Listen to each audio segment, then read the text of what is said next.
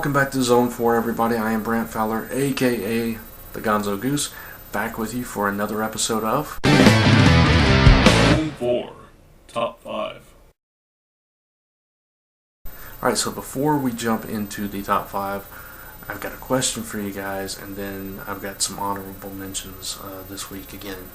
The question is, I'm considering doing another video series or written series on Zone 4 or on Comic Related, where I talk about every single book that I've read in a given week.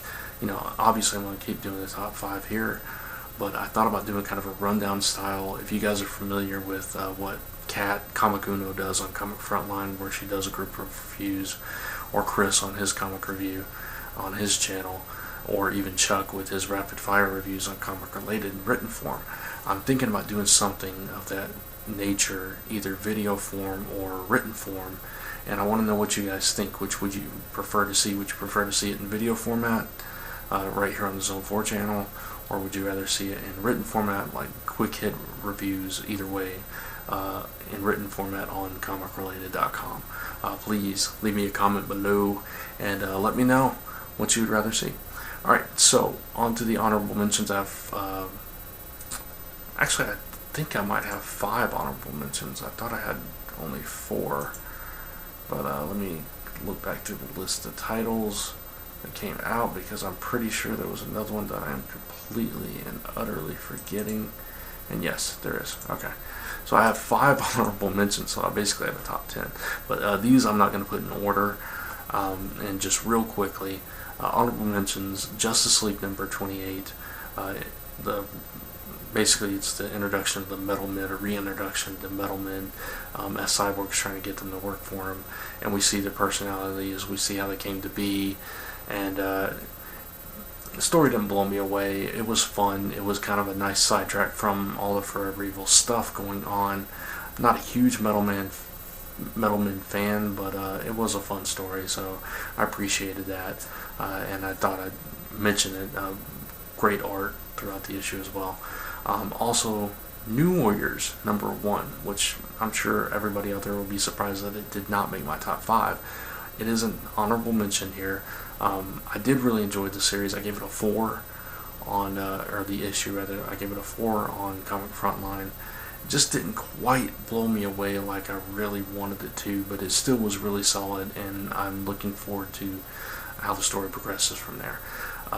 G.I. Joe, A Real American Hero, number 199, which I did give a 4.5, which tells you my high criteria for my top 5 this week. It was a fantastic issue leading up to the 200th issue. You can go watch my review of that on Comic Frontline as well. Spider-Man Team Up, Superior Spider-Man Team Up, I believe it's issue 10. Excuse me. It was the continuation of the prelude to, it's issue 10. Continuation of the prelude to Goblin Nation, and it had Punisher, Daredevil, and Spider-Man teaming up, possibly for the last time since Daredevil and Punisher headed out west. And, it was a fun issue. It was very interesting in the reveal of the Goblin tattoo on the Spider Patrol's neck, and, Otto revisiting his childhood and seeing that comparison between him and Peter Parker and all this stuff. It was just a really good issue. So, and the final honorable mention I have is Skyman number 2 from Dark Horse. At first, as I started reading this issue, about the first third of the issue, I was really disappointed with it.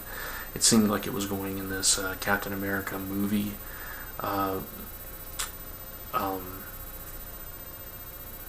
direction. I couldn't think of the word.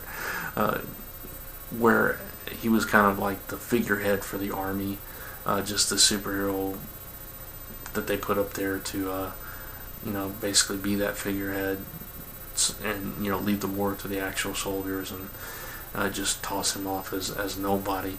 And I was like really disappointed that they kind of ripped that concept off, but then it took a twist and turn that involved Black Ops and What Works and all this stuff that I really appreciated. And going forward, I think it's going to be interesting. It's a mini-series, I believe so. So I'd recommend checking it out from Dark Horse. Alright, so that's the question out of the way. The honorable mentions done. Now, let's jump into the top 5. Number 5. So number 5 is a book that I've enjoyed every single issue that has come out so far. It's just this fun, off-the-wall, kind of quirky book, and this issue was no different. This is Harley Quinn number 3, and this was a Valentine's Day issue, and we see Harley going out on the town kind of celebrating because she gets something happens that causes her to want to celebrate, and she goes out, and for one reason or another that I don't want to spoil, she finds all these convicts attracted to her, and they can't get enough of her, and she's trying to fight them off, like literally. And she has to break into a hardware store, and you can just imagine how things go awry from there. So you get this lovey-dovey Harley turned into the psychotic, twisted, killer Harley, which is just a fun progression with this character, because it's like there is no moral center or moral block with her. There's no barriers, and it's just, both sides of it go hand in hand. She has no filter. It's like, I don't know. She's a very interesting, very fun character, and this whole issue was fun to read, and a beautiful, gorgeous art throughout it as well. So that's why Harley Quinn number 3 lands at number 5. Number 4. So number 4 is a book that I've also been enjoying since the first issue, and it's this adventurous title that I really enjoyed. It's a character that's in New Warriors, this week it was better than the first issue of New Warriors, and of course I'm talking about Nova number 13 Point Now. This is the first issue of the Beta Ray Bill story arc, as Nova in human form is dealing with this bully. Beta Ray Bill shows up, and they're like freaking out, and the bully kind of knocks himself out. And if you're not familiar with Beta Ray Bill, he is Thor level powers, dresses like Thor, has a hammer like Thor, but his face looks like a horse. And it's funny because in the inner monologue, Nova calls him Dorsey because of that, and I just thought that was hilarious. But the thing that appeals to me about this particular series is that it's very based and grounded on Earth, with Nova being a kid that goes to school, has to deal with homework, has to deal with his mom and his teachers and his principal that just really doesn't like him too much. An absent father, which he finds out is actually a Black Nova, and he's dealing with all this day-to-day stuff, but at the same time he goes off and has these intergalactic adventures, just like in this issue where Beta Ray Bill has to take him because he's helped the wrong person, and they have to go right this wrong and stuff. And he has to get his friend to babysit for him because of this, and it's that Peter Parker-ish, early Peter Parker-ish Spider-Man kind of feel to it that just appeals to me. It's fun, it's exciting, it's full of adventure, and has that little touch of reality with humor added in to balance that out. So it's just a fantastic series, and this was another fun issue of that, and that's why Nova number 13 Point Now lands at number 4. Number 3. And number 3 is a book that I know some people are kind of in the middle on, but I haven't. Again, I've enjoyed this series since its inception too. I'm a huge Nightcrawler fan, and already you can tell I'm talking about Amazing X-Men number 4. This issue focuses on several of the characters. It's kind of bringing them back together. This is part 4 of 5 of this story arc. It is an ongoing series, but this is the penultimate issue of this story arc. The Quest for Nightcrawler, I think it's called, and Nightcrawler is already tangling with Beast, who is deranged at the moment, and Storm is there, but he realizes that they have to find their friends because his father Azazel is coming after them, and Firestar and Iceman are doing their thing, Wolverine and Northstar are doing their thing, and he has to kind of bring them all together and meet up. And it's just this, we get these flashbacks at times. We get these flashbacks with Beast and Nightcrawler, we get a flashback with Wolverine and Nightcrawler, we get to see Firestar in action, and she's like there was at one point where she's literally setting hell on fire, and she's like, I just did this. I want to be an X-Men forever. And it's this cool geek out kind of moment. I'm a huge Firestar fan from the original New Warriors, and Spider-Man and His Amazing Friends, the cartoon, and all this. So it was just fun for me. And Nightcrawler, I love Nightcrawler too.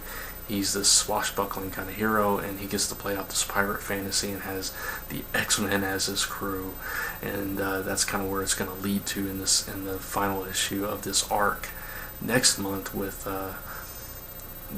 Azazel's crew against the X-Men, and we'll see what happens from there. And we get the secret of the Bamfs, or part of the secret of the Bamfs in this issue too. So it was just this fun, nostalgic, adventurous issue that I just had a lot of fun with. So that's why Amazing X-Men number 4 lands at number 3. Number 2. Coming in at number 2 is a book that I wasn't sure if it was going to land at number 2, if it was even going to make the countdown, but the more I thought about it, the more I really, really enjoyed this issue, and it actually kind of has me excited about an upcoming series featuring the lead character in the story in this issue, and I am talking about Avengers World number 3. This entire issue is just about Shang-Chi, and he's battling the Gorgon atop this magical dragon that has the city of Madripoor on its head, basically, and he's flying around and they're fighting on top of it, and it's just there's this inner monologue, and Shang-Chi is drawing energy from all these past kung fu masters and kind of channeling them, but it doesn't quite go in his favor in the long run, and I'm not going to spoil what happens exactly, but it leaves you on a cliffhanger. You don't know what's going on, but it's just this epic battle with this fantastical sense about it, and they're fighting on top of a flying freaking dragon. It's just so cool. It's awesome. The art is beautiful. Shang-Chi is awesome in action, and I just absolutely loved this issue, and I'm really surprised how much I like this series. So that's why Avengers World number 2, Avengers World number 3 lands at number 2. Number 1. So my number 1 pick for this week is a final issue, sort of. It's a book that is ending after, well, I can't say after a 3-year run. It's 3 years equivalent issues. But at points I think it went bi-weekly, so can't really say that. But it's Mark Waid, it's Chris Samney. It relaunches next month with a brand new number 1. I am, of course, talking about Daredevil, number 36. This book I gave a 5 out of 5 on my review on Comic Frontline. You can go watch my full review over there. This was a phenomenal ending to this chapter in Daredevil's life. We left last issue with him sitting on the stand under oath saying that he is Daredevil once again, and the reason he did so was to keep that secret from coming out from the wrong people, and he was taking a chance, taking a risk, because Foggy's reputation and life was basically at stake. Foggy, of course, has been battling cancer, and they're going to lose everything. They know the risks. They could lose their practice, and there goes your insurance, medical insurance, and all this stuff out the window. What are they going to do? But there's this beautiful scene at the beginning of the book that just kind of sold the whole book for me. It's a conversation in Foggy's hospital room between Foggy and Matt, and it's dramatic. It's nighttime. There's shadows. It's the night before this trial takes place, so it's kind of a flashback a little bit. And Foggy is trying to reason with him. He's trying to say, Matt, you can be a real jerk sometimes, but your dignity is the most important thing about you, and what would my life matter if I stole your dignity?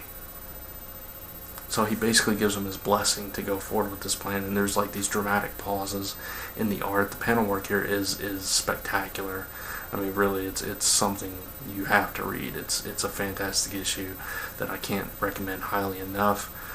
The way it plays out, the way everything comes together to where they have to move to California, by the end of the issue, because we already know that's going to happen. It's relaunching next month with a new number 1, same creative team, and it's going to be based in San Francisco. But it makes logical sense, story sense, by the end of this issue that you cannot argue with. Even if you don't like the idea of Daredevil out of Hell's Kitchen in New York, it makes sense, and you have to kind of accept it the way it's written. And it's just a beautiful story. I can't say enough good things about this. This is by far my pick of the week this week. Daredevil number 36, and that's why it lands at number 1. Alright, so I hope you enjoyed my top 5 this week, and I'd love to hear your thoughts about it. Please leave a comment below letting me know what you think, what your top 5 were, what your favorite book was, what your least favorite book was, if you agree with my picks, so on and so forth. And again, the question I asked at the beginning of the video, if you'd like to see me do a complete rundown of all the books I talk about, either on video or written form, please leave a comment and let me know which you prefer. Just check out these great books. Please check out my top 5 weekly. Every week I'm trying to do these, and eventually we're going to start rolling more content out onto the Zone 4 channel. But in the meantime, head over to, Comic Frontline on YouTube. We are nearly at 500 subs. We've got over 100 videos already up there, reviews and other video content every single day. So go check that out. Check out comicrelated.com and comicfrontline.com. Both your number 1 source for all your comic news, podcast reviews, columns, webcomics, so much more at those sites.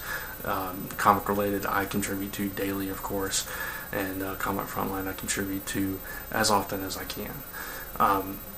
Listen to Zone 4 Podcast, of course, every Friday on zone4podcast.com, comicrelated.com, Comic Frontline on YouTube, Stitcher, iTunes, various formats like that. Hall of Toys, same channels every month. We're actually doing a special Toy Fair edition of Hall of Toys very soon. I think we're going to record it this Friday night, so it'll be up probably over the weekend sometime. And it'll also be on Comic Frontline and Comic Related. When The Walking Dead wraps this season, we'll be doing The Walking Dead special right here on this channel. So be on the lookout for all this stuff. It's a lot to take in, but I hope you do check it all out. And if you are in the market for lettering or logo design or flatting, whatever, schedule permitting, contact me. You can find my work at gonzogoose.com, and love to hear from you. So until next time, thanks for watching, and I'll see you in the next video.